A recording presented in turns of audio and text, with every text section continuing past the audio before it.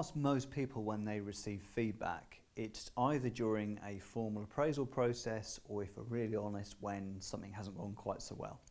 So this session is looking at how we deliver meaningful feedback, both the good news and the not so good news. I was talking with a client recently about a performance conversation they had with a member of their team, and they were honest enough to admit that they spent 20% of the time talking about what was good and 80% of the time about what was not so good.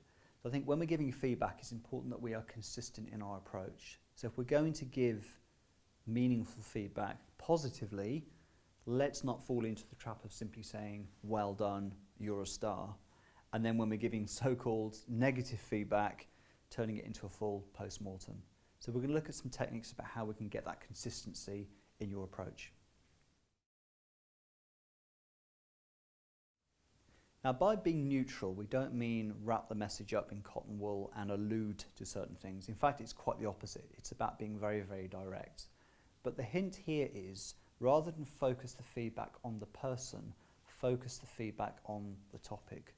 So, for example, if somebody has written a report, you might say, the report was excellent, the content was clear, the executive summary was very, very specific, and I love the graph on page 26.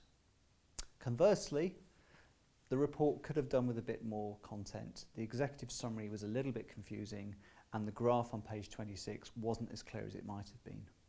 So in both examples there, we're focusing the feedback on the report, not on the individual. Now, of course, they will know that it's their responsibility, it's their report after all.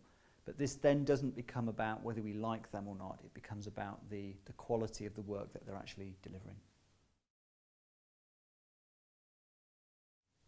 When we think about the word consequences, it often has negative connotations, but it doesn't necessarily have to be negative. In fact, quite often it can be positive. So when we're delivering the feedback, what are the consequences of what they have or have not done? So for example, the consequences of the really hard work is the client has called back, delighted with the service that we've been delivered, and they've in fact placed a different order.